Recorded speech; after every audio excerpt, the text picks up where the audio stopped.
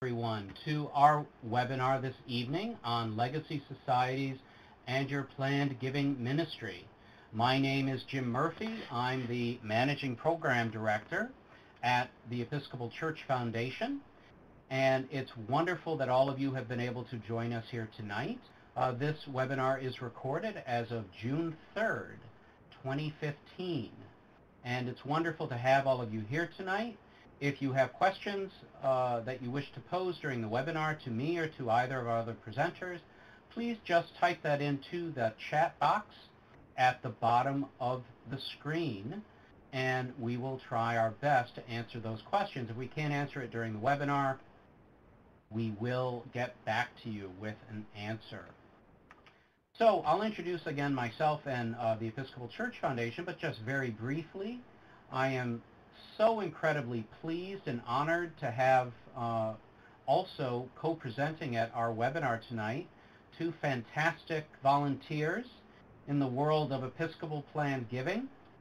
We're joined by Beth Hathaway, who is the planned giving representative from Trinity Cathedral in Little Rock, Arkansas, and has been involved there in a variety of ministries for many years. And it's wonderful to have you with us, Beth, and we'll be hearing more from you very soon. We're also joined by Jean Zen, who is the chair of the Society of St. Paul at St. Paul's Episcopal Church in Naples, Florida. And very pleased that Jean is able to join us as well tonight and share her experiences and wisdom in what they have done down at St. Paul's. Without further ado, just wanted to give you a very brief overview about the Episcopal Church Foundation. The Episcopal Church Foundation, many of you have been on our webinars before. You know this is one of many that we record and post on our website. For those of you who are new to ECF, we are an independent and lay-led foundation. We serve the entire Episcopal Church, and what we focus in on is building up the leadership and financial capabilities of Episcopal congregations, dioceses, and other Episcopal institutions all across our church. And we're honored that you were able to join us here tonight. You are very much a part of our mission in building up the leadership of Episcopal parishes and institutions, and we thank you for your attention this evening. We empower leadership in two main ways, through our leadership resources area and our financial resource area. Many of you out there are very familiar with our Vital Practices website, which is posted on the screen, or you may be familiar with the Vestry Resource Guide, or perhaps from the past, our Vestry Papers, which was one of our most popular publications, which is now completely online and available through our Vital Practices website. We do a variety of things as well in the area of helping parishes and other Episcopal entities to raise and manage financial resources to support their mission and ministry. And some of our programs are listed on the screen, including our capital campaign area, where we can work with your parish or Episcopal institution on a sliding fee scale if you need that service. Based upon your operating budget, we're able to assist you in that very important time. In addition to that, we're the main resource for planned giving. That's a part of why we're meeting here tonight. And we also have a wonderful endowment management program, which we're happy to work with you on, either in putting together your endowment and gift acceptance policies, which I'll mention again later, which we do as a free service, or if you need assistance in investing your assets, we are more than happy to work with you in that way as well. As I mentioned, we have a number of webinars that the Episcopal Church Foundation does, and many of you have been on those webinars before. And so I'm not going to spend very much time doing a review of planned giving. You're more than welcome to listen to those various webinars and become educated and informed them. However, I do want to start with the most basic concepts about planned giving, just to set the tone for what we're going to be talking about tonight. First and foremost, just to remind everyone, when we're talking about planned giving as opposed to capital campaigns and annual giving and stewardship, planned gifts are future focus gifts. They are intended by the donor to last, to fund the future mission and ministry of your congregation. They are never meant to be consumed within the regular operating income, except in the most rare of circumstances. These are gifts of passion and great conviction by those who give them. And this is the most important thing I say at every planned giving workshop or webinar that I do, and that is, when an individual gives a planned gift to your congregation, they raise your church to the level of family, to the same level of their children and grandchildren. This is a hugely important gift, and the leadership of the congregation needs to take action to demonstrate they understand how important this gift is through creating things like a legacy society to say thank you to those individuals while they're alive. Also remember, when it comes to planned giving, we are dealing with people's mortality. These gifts are paid out normally when people pass away. And so you need to always be very sensitive to those individual needs. Encourage people to seek their own legal, tax, and financial advice so that they are guided well and speak to the necessary members of their family as well as their professional advisors when creating an estate plan, if they as well as when they wish to include your parish as a beneficiary of those estate plans, no matter what type of planned gift it is. And always remember, when you're talking about planned giving, this is a natural extension of your stewardship ministry. You are never coming across as pushy or aggressive when it comes to planned giving, because you are offering an opportunity for people to consider giving you one or more types of planned gifts, whether that be insurance or a life income gift or the most prevalent in bequests. And you are never appearing as pushy or aggressive in any way, because people need the time and space to reflect on what's right for them. Finally, always remember that it's essential when you're dealing in planned giving to build trust among the members of your congregation over the long term and to sustain awareness about how people can give a gift. If people do not trust the leadership of your congregation, they will be not likely to be giving you a planned gift.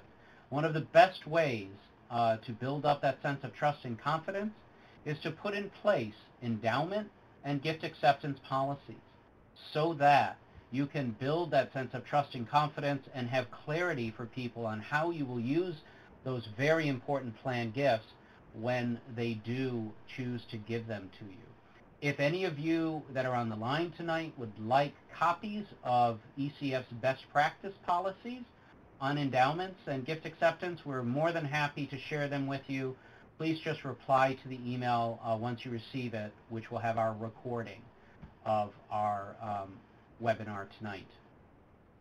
Another quick few starting points. Your biggest obstacle when it comes to planned giving is a lack of awareness. People often don't know that they can do these gifts, and there are so many charities out there right now that are trying to convince the members of your congregation to give to them and fund their good causes, that often when others are asking and you are not, they may well give to someone that has asked. However, at the baseline, you need to be building that sense of trust and raising that sense of awareness for all of the different types of gifts. Okay, and one other quick point here. People often make the mistake that they think that it is only the obviously wealthy who want to make a planned gift. And I'm here to tell you tonight, if you don't already know it, that is not where the largest planned gifts often come from. Most planned gifts come from those who have been consistent in their giving, and they communicate their level of conviction for your future mission and ministry through that consistent giving, whether those gifts are large or small. And quite often it's the unexpected giver who will leave a very substantial gift to your congregation and potentially have life-changing effects in the life and ministry of your congregation. I'll pause there just to remind everyone, if you do have questions as we're going through our webinar tonight, please just do type them in to the chat box, and we'll do our best to answer those questions because everyone is currently on mute. Okay, because I'm a mean guy, I will start with a little bit of homework for each of you tonight. And that homework will be, after you listen to this webinar tonight and listen to the wisdom which Beth and Jean also have to share with you, that you will think about who in your congregation is someone who is well respected and capable of handling a new challenge, which would be helping your parish to move forward in their planned giving efforts. It should not be your rector or your church wardens or typically your treasurer. It should be someone who is well regarded, has the time to educate themselves about giving in your congregation and willing to draw in additional leaders and additional people to give witness at a variety of opportunities. And that person who will be leading this effort at your congregation is the person we call the planned giving shepherd. And all of our new materials from ECF on planned giving talk about the planned giving shepherd and talk about that person's importance in educating themselves and drawing in others into your efforts. Your homework for tonight is to consider who would be that planned giving shepherd in your congregation. It may well be you who is online tonight. It may be someone else. But I give that to you as homework to reflect on who would that person be. And please send them a copy of this webinar and contact us at the Episcopal Church Foundation so that, sorry Leroy, so that we can help them become a more empowered leader in the area of planned giving. And one of the areas where they need to be concentrating is planning for the future and moving your parish forward in having a legacy society, which is the theme of our webinar this evening. And if my screen changes, there we go. Okay. Whoops, it jumped. See, this is live and in-person technology. Okay, there we go. Sorry about that.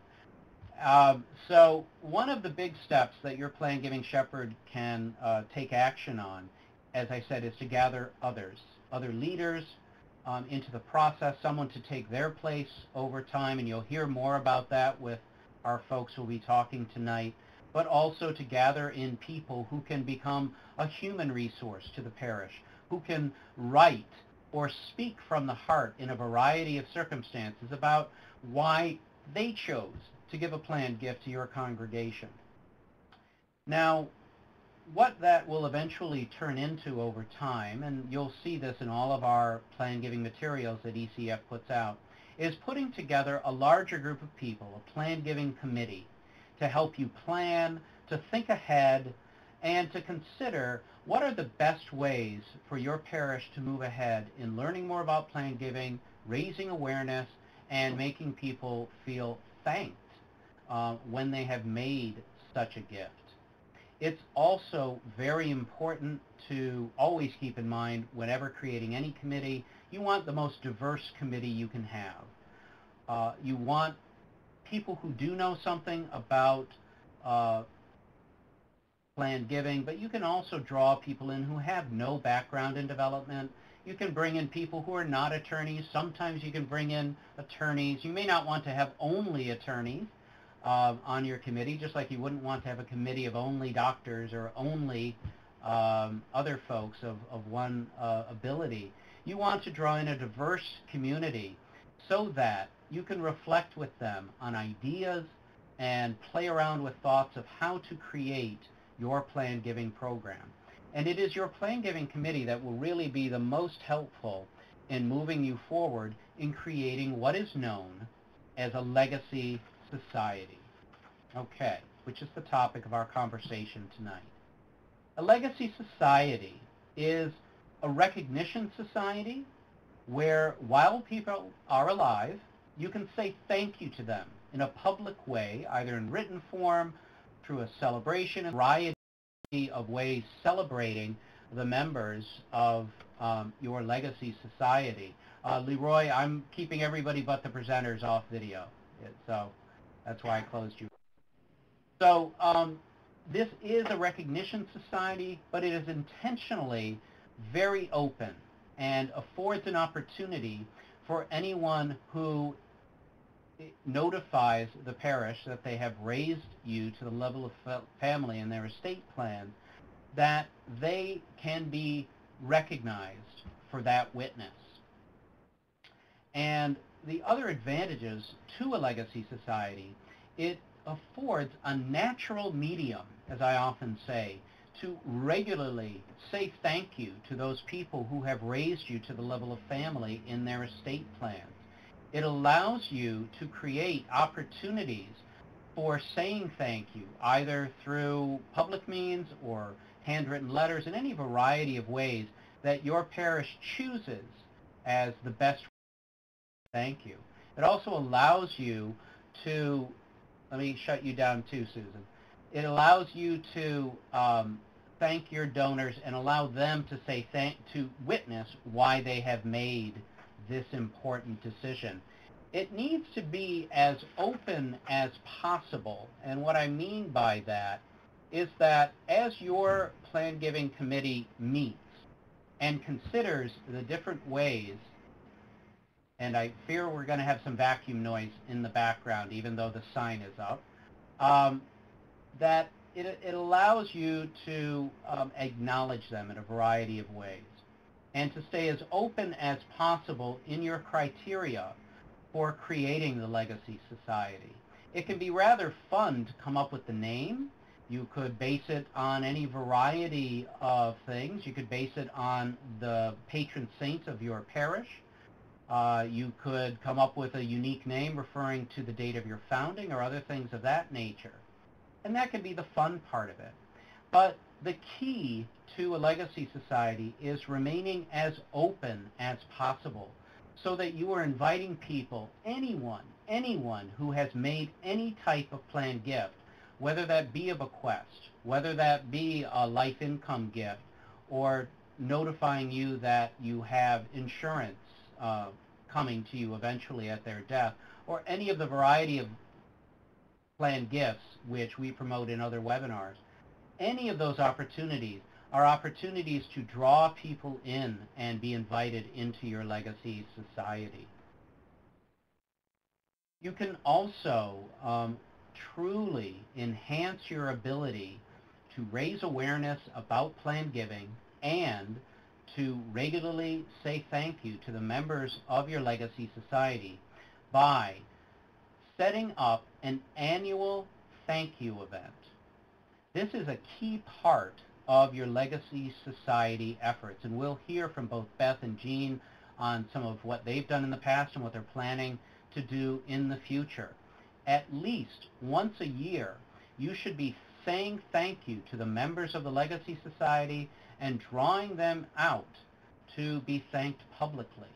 Now, the way that you will do that will vary. It will depend on the culture of your parishes.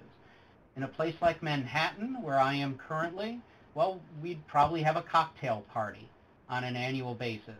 In other parts of the country, it may be a potluck supper. In other parts of the country, it would be a catered meal. It would just depend on what your culture is.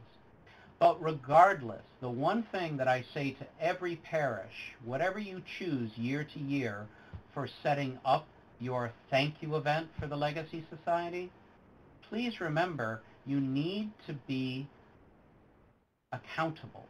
You need to set it up to take place year after year after year. And I suggest the best way to do that is when your parish is planning its events for the following year, that it's at that time when you're planning the upcoming year's events that you pick the date on which you're going to do your Legacy Society And you do that 1 year in advance, year after year after year, because even if from 1 year to the next you don't have as lavish a celebration as what you had at the beginning, you are still saying thank you in a public and proper way to the members of your legacy society, because what your intention is over the long term is to build relationships with the folks who have raised you to the level of family and to sustain those relationships. And you sustain it by recognizing people, thanking them, and through some other means.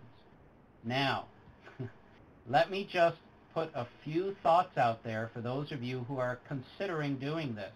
If you don't already have a legacy society and you are considering making one, you should plan this well in advance. And you should plan it by picking what we call the inaugural event. And this would be the very first public celebration of your legacy society.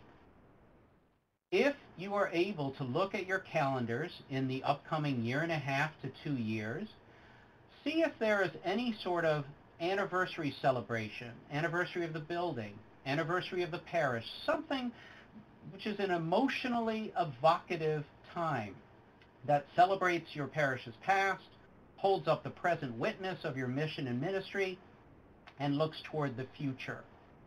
Any of those times that would be coming up in the next 1.5 to 2 years would be a perfect time to try and set for your inaugural date. And if you don't have an anniversary coming up, well, just take a look at the calendar, and 1 year or 2 years in advance, pick a date, and that's going to be your inaugural date. The reason you do this is you want to open up an opportunity for about 1.5 years or so where individuals have the time to learn more about planned giving, to reflect about what type of planned gift is right for them, to seek their own legal, tax, and financial advice, and also to speak to their family and let their family know what they're intending to do. In addition, during that time, you can inform people that anyone who, during that inaugural period before the inaugural event, notifies the parish that they have made a planned gift to the parish during that time, they would invite it to become founding members of the Legacy Society. It would be just that extra incentive to get people to make that commitment early on in your process. But as you can see, it does take planning to put together your Legacy Society, and you should take the time that you need to do this. The Episcopal Church Foundation has a tremendous number of resources as well as schedules, which I'll mention later, to help you in this process, but please just know these basic things. Now, before I turn the floor over to our wonderful guest presenters tonight, I just want to touch on a few things, and I know that our presenters will also be touching on some of these same issues. And that is, how do you recognize people? As good Episcopalians, we very much believe in the incarnate word and in incarnation in every way, and that certainly is no exception when we're talking about planned giving and legacy societies. And quite honestly, it is a best practice if you, once you have come up with the name and your process for inviting people in to your legacy society and how you're going to handle the thank yous and all of those issues and planning your event, another opportunity to have a visible sign of people for people when they join your legacy society is to give them a gift of recognition. As a best practice, I recommend trying to put together a pin which anyone, male or female, could wear. And the reason for that is, number one, there are great opportunities to pin people during the service if they're being inducted into your legacy society. Depending on your churchmanship, you can bless those pins or do other variety of things to make them objects to be used in your legacy society efforts. But the main reasons that you want those pins is you want the members of the legacy societies to self-identify themselves, to wear that pin. The reason is you want them to have someone ask them, well, gosh, what is that pin for that you're wearing? And give them the opportunity to give that personal witness for why they have chosen to make a planned gift to your congregation. Now, some parishes may choose to give other types of gifts, and that is certainly up to you. The ethic is the same. If you're able to give someone something that they can wear, it'll allow someone to be asked, why are you wearing that and what does it mean, and to give their personal witness. There are many parishes that don't feel comfortable with that, and they just give a gift of recognition to the individual, such as a paperweight, and there's nothing wrong with that. It's just that if you don't give someone something like a pin that's easy to wear and allows for a conversation to begin, you miss an opportunity for the individual to give that witness for why they've chosen to give a gift. And it's that opportunity, when someone can give their personal witness, that really moves the hearts of the members of your congregation. Now, I don't think anyone has posed any questions, but this is certainly a time that if anyone does have questions, you are welcome to type them into the chat message, and we'll either answer them over the next few minutes or in, towards closing. We're happy to answer those questions. Now, and unfortunately, I'm going to have to shut you down, Alan. We're only having the presenters up. And thank you, though, for joining us. And if you have questions, please do type them in, and we're happy to work with them. And, Bud, we're going to come back to your question because we can address some of that in one of our brief presentations tonight. Susan, it's wonderful to have you online. Haven't seen you since I was in Virginia, and hopefully you're safely in California at this moment. There's any variety of names, that's your question, for cool names for legacy societies. I know many St. Peters that are out there, and they can come up with a variety. I mean, you could call it Society of the Rock, things referring to the patron of your parish. My own parish, my previous parish in Morristown, New Jersey, had the Keys Society, referring to St. Peter and the Keys of Heaven. There's a variety of other names, such as the Magi Society is very prevalent, talking about giving gifts. But what's really important is for you to reflect, okay, on what's right for your parish and your circumstances and what fits your culture. I'll answer one more question, and then we're going to turn the floor over to our guest presenters for tonight. And just some other ideas about pins. There have been a couple of parishes I know that felt pins are more male than appropriate for more female dresses. And so they would give pins to the men, and for the ladies, they would either give a scarf with some sort of emblem, which again would potentially evoke conversation, or a type of necklace. Generally, people recommend you do not spend a huge amount of money on them. People expect them to be token gifts. They do not expect you to be spending the endowment funds on a neat legacy society emblem. A couple of other things that some parishes have done have been literal paperweights, so that at their home or their home office they can have a paperweight with the emblem of the society. That is a neat way, and there's also opportunities to use. I'm not sure if one of our presenters is going to talk about this, but there were churches that had burned down in the past, and they were able to retain some of the original wood. And I know of a parish that took that wood from the original church and made little crosses out of them, again, that people could wear. So it all goes back to the same thing. Think about what's appropriate for your congregation. If at all possible, do a pin or something else that's public and that will elicit conversation.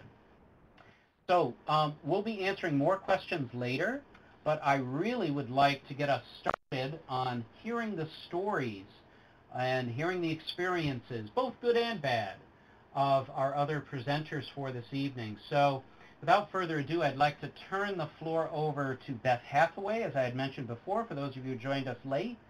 Beth Hathaway is the Plan-Giving Shepherd, I will call her, for Trinity Cathedral in wonderful and beautiful Little Rock, Arkansas. I had the pleasure of visiting there not so long ago. It's a wonderful place, a fantastic parish. And Beth, what would you like to share with the group tonight about your experiences on planned giving? You have about 10 or 12 minutes, so have at it. Thank you. Thank you. Good evening. Pardon me, I have notes that I'll be referring to. I am Beth Hathaway. I'm a member of Trinity, and we are a parish church and the head of our diocese in the state of Arkansas. We were established in 1884, and we're located in English Gothic style building in the historic part of Little Rock. We are a parish in transition. We have an interim dean, the Reverend Dr. Christoph Keller III, and he has succeeded in guiding the parish back into a position of sound financial footing. And he offered a challenge to the congregation, which we have met, and it's been an amazing turnaround. And unfortunately, he will be moving on, and so we have a search committee in place to locate a new dean for us. Dr. Keller has been instrumental in helping us form the Plan-Giving Society at Trinity. He asked Kathy Mayton and me to chair this and spearhead it, and Kathy has a foundation background, so she's been a huge help. We had some basis. We didn't start from scratch. We had some basis. We had an endowment fund in place. We had the guidelines for the investments, the gifting, and the use of those funds already in place, but we had no planned giving structure or means of recognition. So we recognized the need for that, and so even our outreach, because of our recent financial difficulties, had been limited, and our financial difficulties had also hindered our long-term strategic planning. So now that we're in much better financial situation, we are pursuing this, and we determined that education and recognition could be furthered by establishing a legacy society. So we started researching, and research led us to the website, the ECF website, and was amazed by the wealth of information that they had. Ordered this incredible book, Funding Future Ministries, a Guide to Planned Giving. This has just been just a huge resource for us. And but the book contained a lot of what Jim has already talked about, the psychology behind the giving, the role of the clergy, educating the members of the congregation, and advice on the establishment of a committee, of a society. So eventually this quest led us to Jim Murphy, our host tonight, and he has been a mentor. He's kept in touch. He's followed up. He's been a real gift in our pursuit of this formation.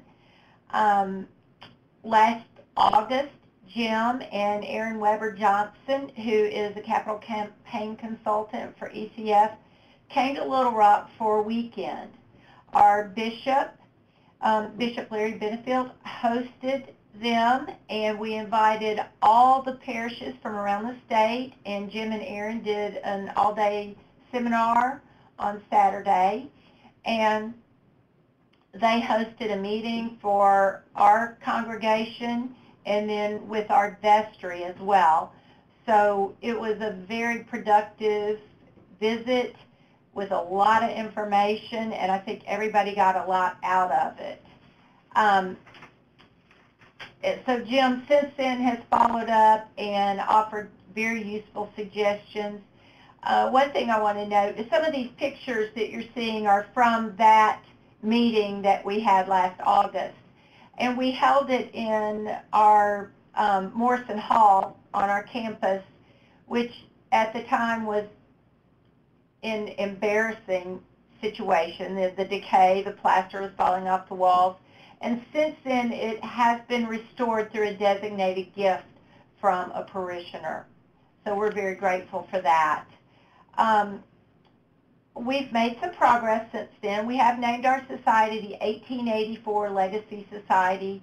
1884 was the year in which we were founded. Our next steps are to try to identify people who have already acknowledged Trinity in their plans.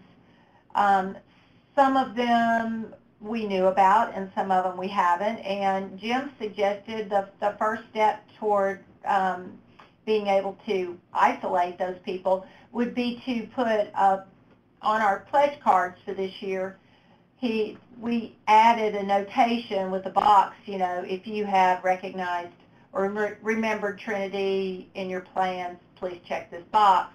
So we're able to now go back and contact those people if we did not already know about that, so that we can become up to date. Then we also are sending out letters. So we're trying to determine, before we even promote very much, who has already recognized Trinity. Additionally, Dr. Keller did a Lenten series and had some classes during the series about end-of-life planning, and part of that was to include plan giving education. So I think that was very useful as well. One of our next steps is in creating a brochure for the Legacy Society. Again, the website has been an incredible resource. They actually have samples, 4 or 5 different samples of brochures from other parishes. I've printed them all out. I am literally cutting and pasting some of the ideas, and I'm not technological enough to do it online, but hopefully we have some very talented members of our congregation that will be able to take my taped up pieces of paper and be able to transform this into a brochure. We have been very fortunate in that we recently came across an old document. It's a sermon written by our founder, Bishop Pierce. It's a sermon that he wrote in 1887, and it's a beautiful handwritten, it's like 29-page sermon that he wrote out. I think there's also a picture of the cover of that and then some of the pages. So this is going to become kind of the crux of our brochure. I think we're going to use the handwritten pages kind of as a wash background for the brochure itself, and we're going to incorporate some of the quotes into the brochure, and we're very excited about that, and we actually were just thrilled to be able to come across that document. I think it was actually in the trash when our historian found it and rescued it. So we just feel very fortunate, and it actually was just in the last month or so, so it's been a real gift for us. In the brochure, we also intend to include some educational material about gifting and the use of funds.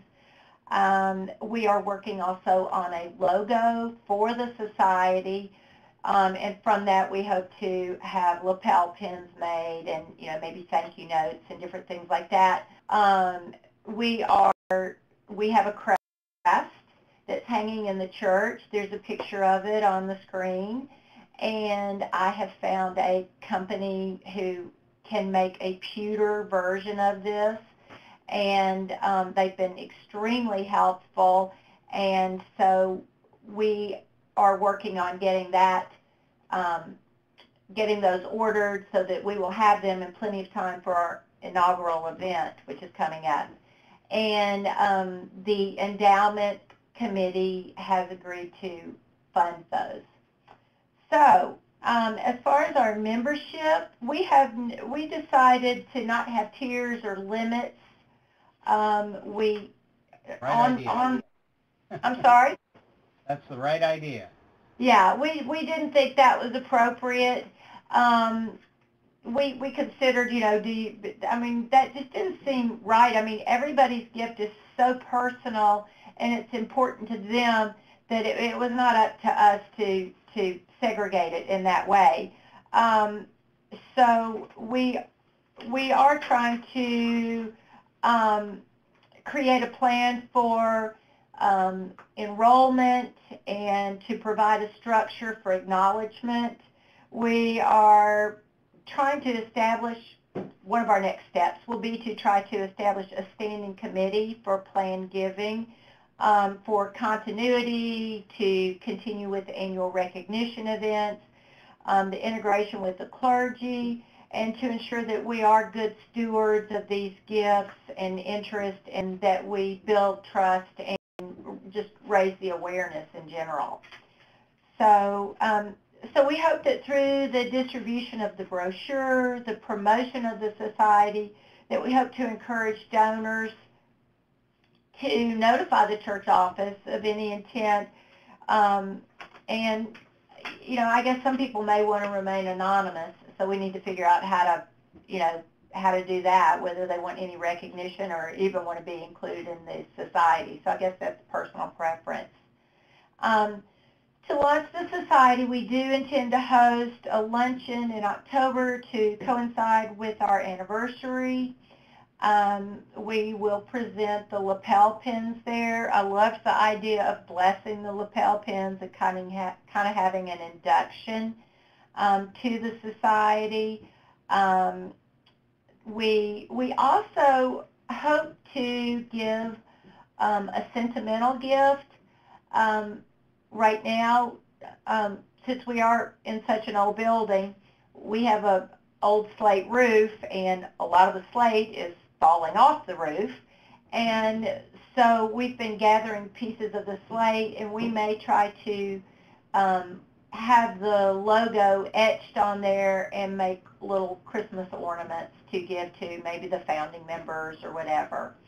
But ongoing, we just hope that with a committee in place, that the society will be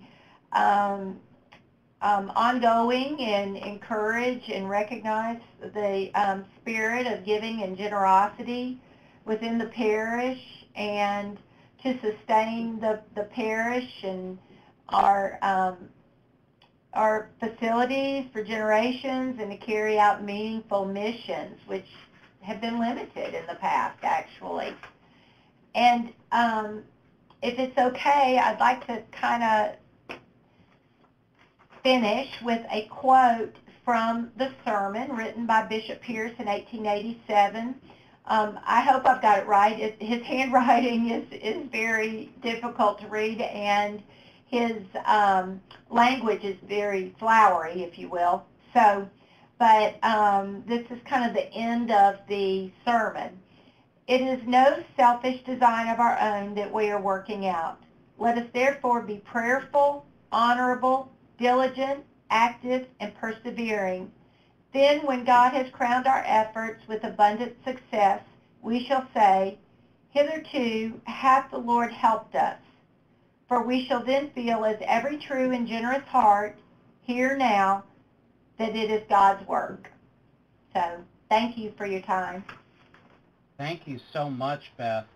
And just to highlight a couple of the things that you said, just for our audience, one thing is do note, and I think most people know this, but I'll note it now, most planned gifts end up in the endowment. That is the norm. Because most planned gifts are future focused, meant for your future mission and ministry, it is the norm that they would go then into an endowed fund, which will do that very thing and fund your future. So that is very appropriate. You've also heard Beth is working with a partner on this. She's not alone. That's another aspect. Seek additional help. There is no reason why you can't have more than one planned giving shepherd. I always say at least one, but you can have more, and it's usually a good idea to share that responsibility so you can not only do it together, but perhaps someone will take over in a primary role, much like a senior and junior warden. I also want to highlight the great wisdom of your parish, Beth, in that you looked for opportunities that were unique and particular. And why that is so important is the nature of planned giving. The nature of planned gifts, that they're very emotional, very particular, very much like family. And so if you can come up with ways that truly celebrate your unique and particular past, you've come up with wonderful ones, Beth. I mean, being able to find this old sermon, that was fantastic, and incorporating that in different ways. The slate roof is just a fantastic idea. Not everyone will have that, but there'll be other ways that people could celebrate their past in an emblematic way. And so that's just a wonderful opportunity. And since you're so early in your planning, this has really only been this year, so you are right on target, Beth, for implementing your planned giving efforts. And it's very heartening to see that things have come as far as they have. So good on you and good on everyone else at your wonderful cathedral. I do have one quick question, Beth, and I'm just curious. Okay. What was the biggest obstacle that you came across that you've had to overcome?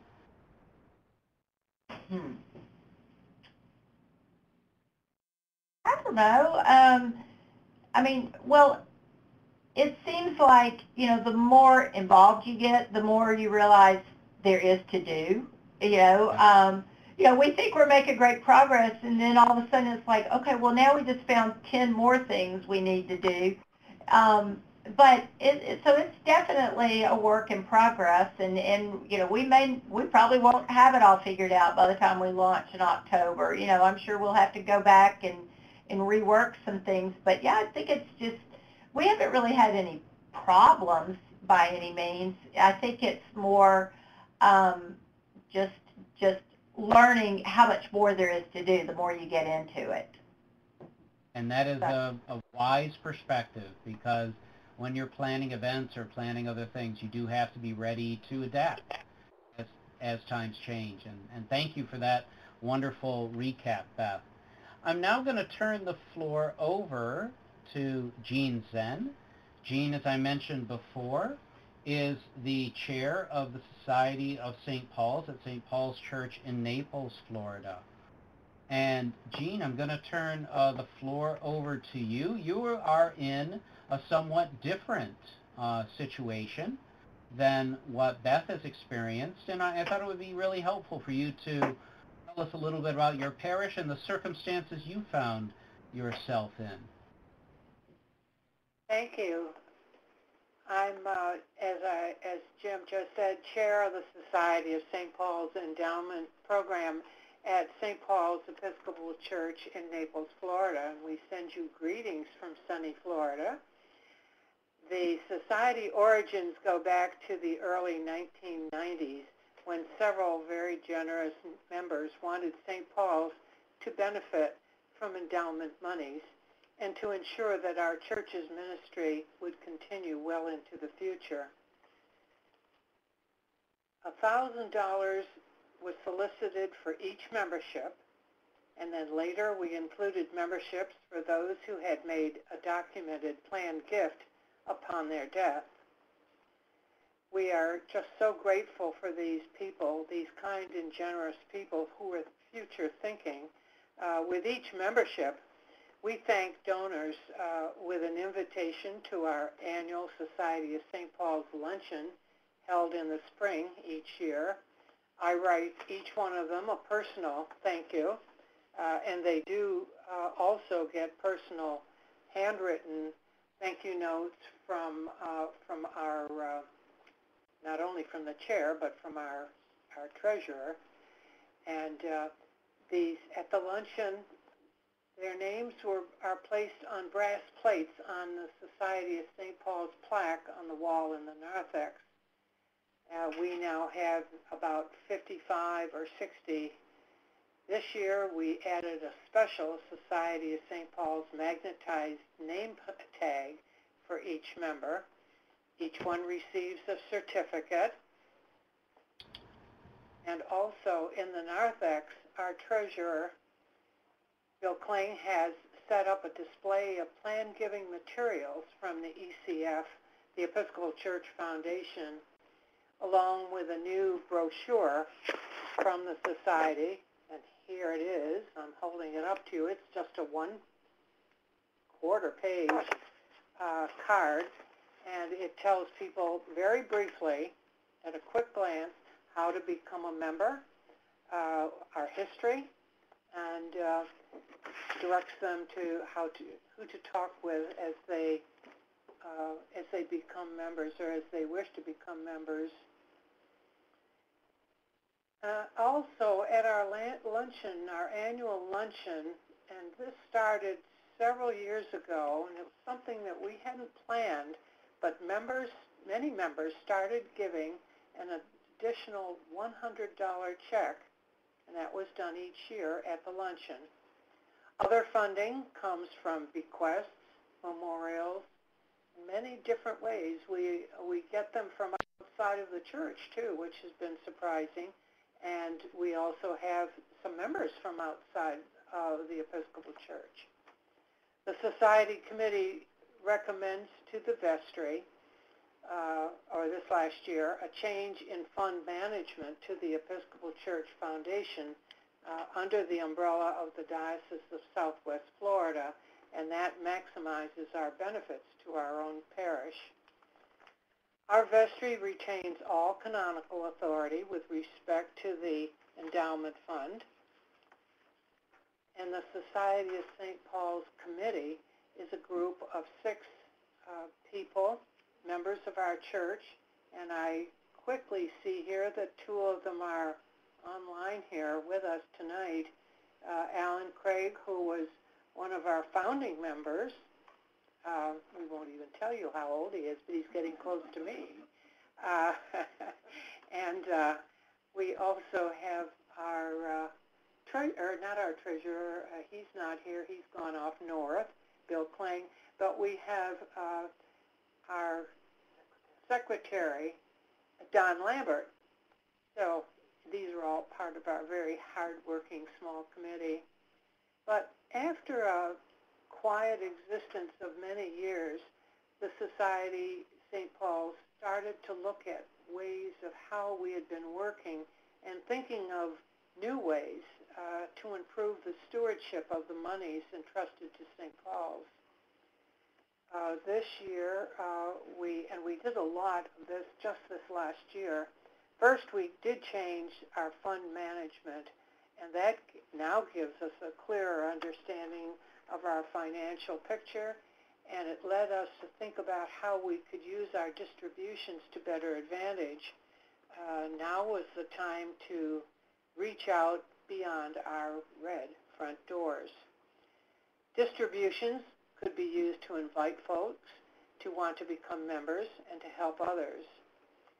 We are working on a mission statement, one that we did not have before, to measure our efforts, to aid us as we seek new and innovative ways to be the Episcopal Church of the future and enhance and encourage growth at St. Paul's in Naples. And we're doing that by testimony. Some of our people who are already members have talked to our parishioners during church services. We are also trying to go outside of the church and encountering people where they are. We have a farmer's market. We see many people there.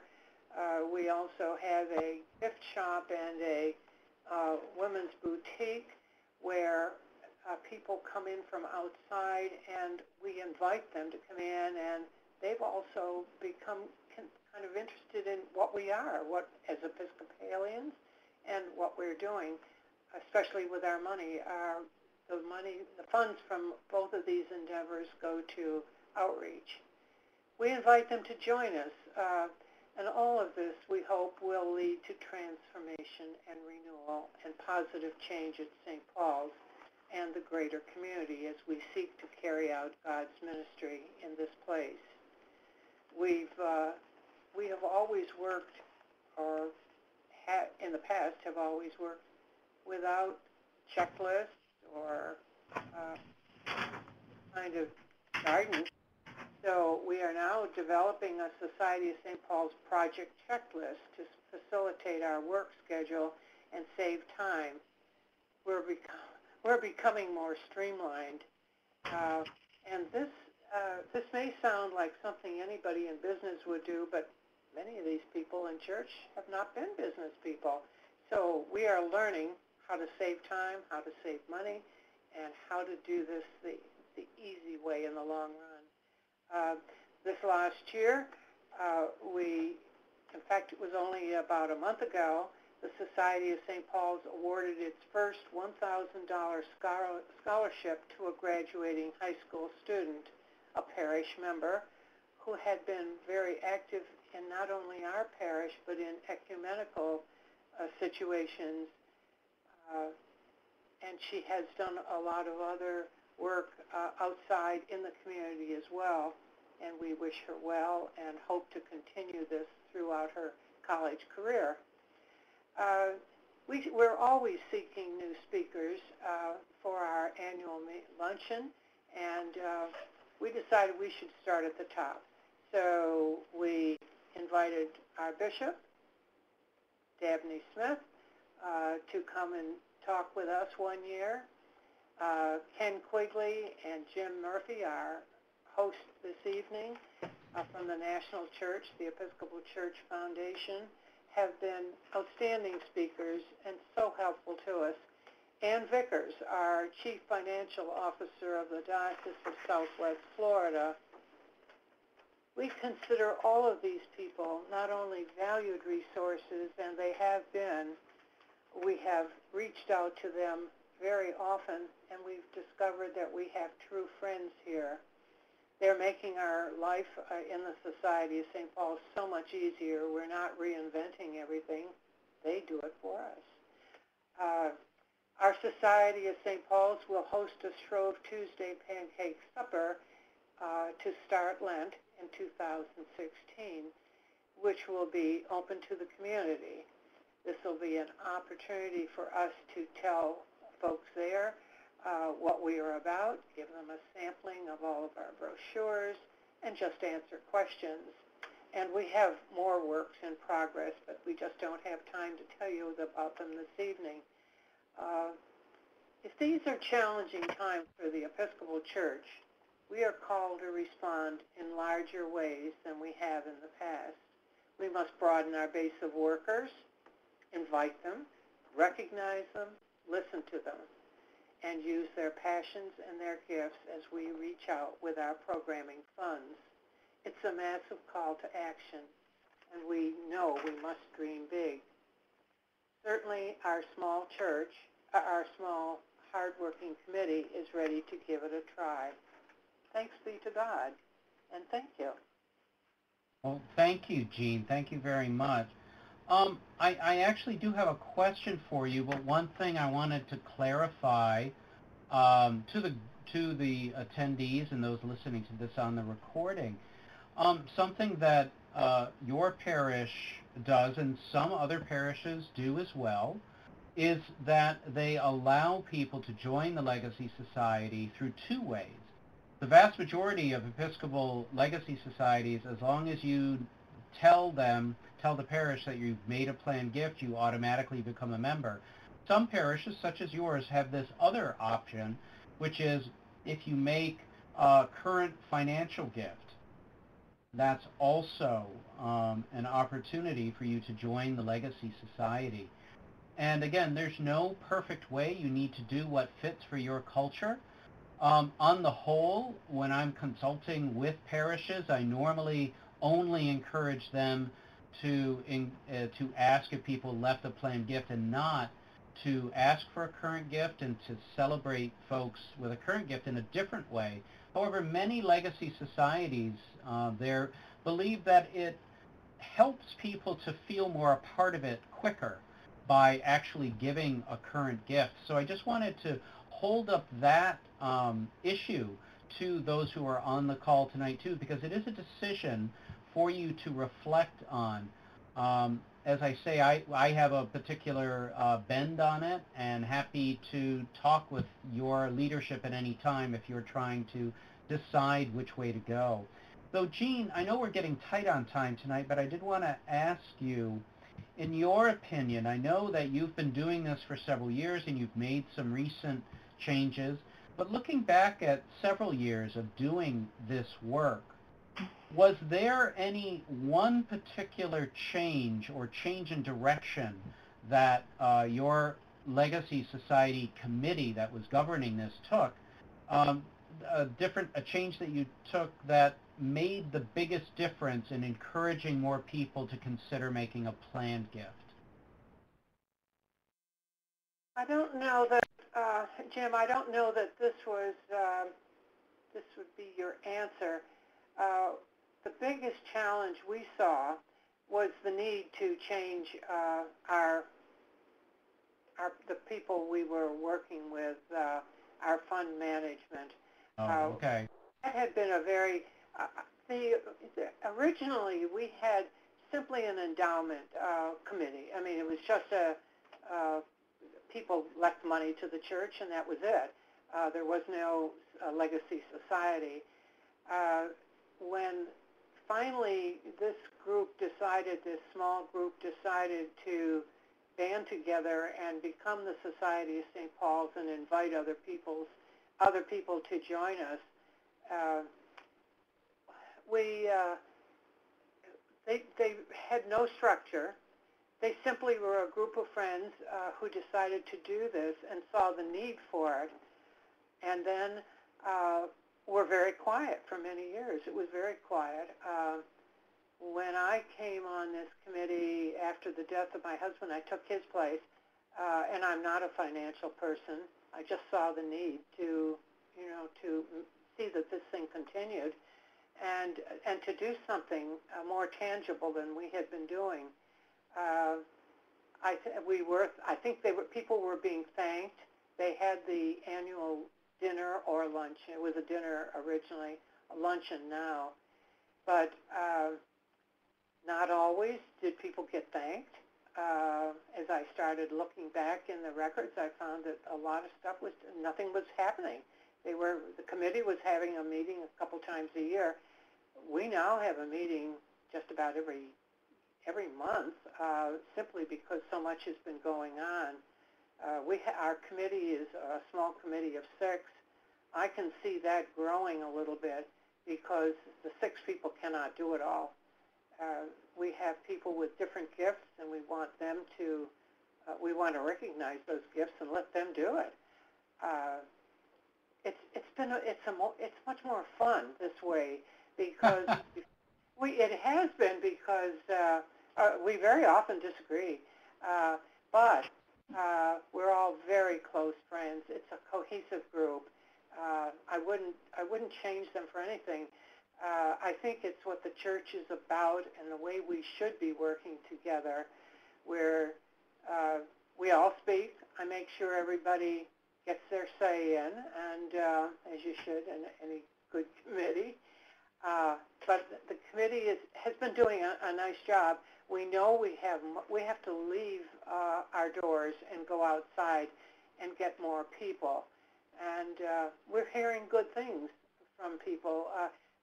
This new scholarship this year brought in so much feedback because because that was money that was being used. Originally, our money was not being used for that, and we thought we better start thinking about how we're spreading that money around, and I'm talking about disbursements in this case. Right. And if I could summarize a couple of points from you for the benefit of the audience, it very much is being diligent.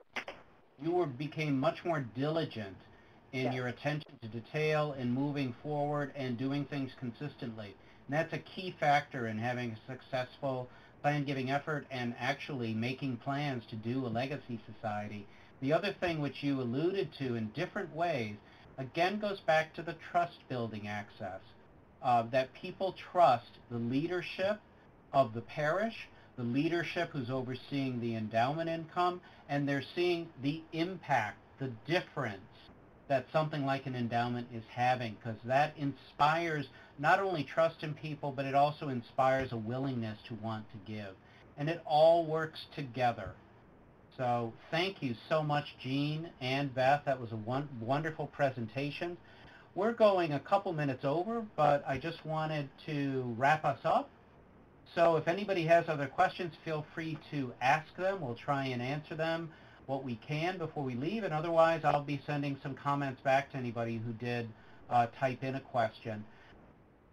Grateful that both sites have been able to access our variety of resources, the Funding Future Ministry Manual, which is available either in printed form or in electronic form through Forward Movement or Amazon.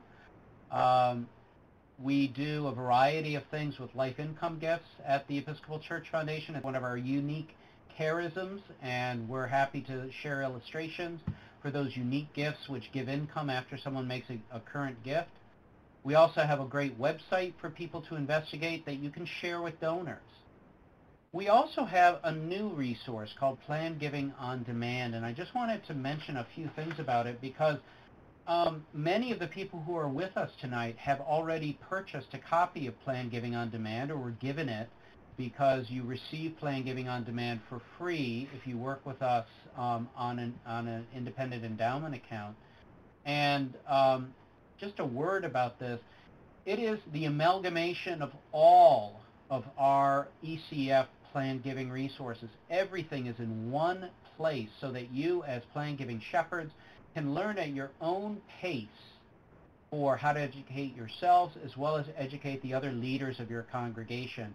It goes through all of a step-by-step process for how to implement this, and it enables you, when you're online, to literally go through a step-by-step process, and as the reference manual would say, listen to this webinar, look at these brochures, look at this article. All you do is click on the hyperlinked item and you jump to that on our website. It's been our opportunity to share all of this in one place, and like this webinar has been done before, we'll use this updated webinar to replace ones that have been done in the past.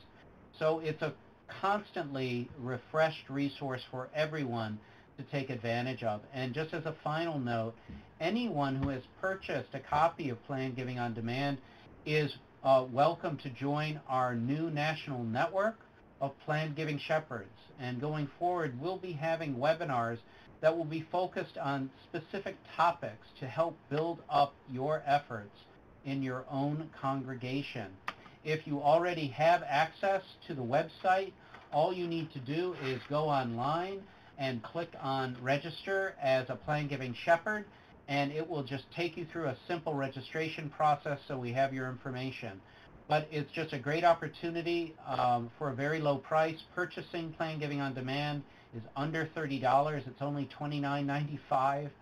So a low-cost resource that incorporates everything that ECF has at your discretion to use.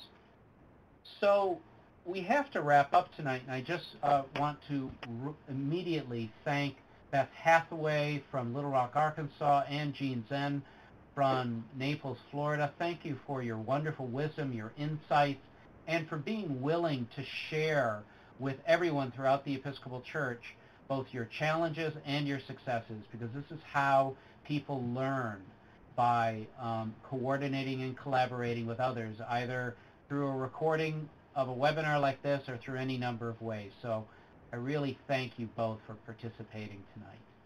Thank you for hosting it, Jim. Thank you to all the attendees as well. Thank you.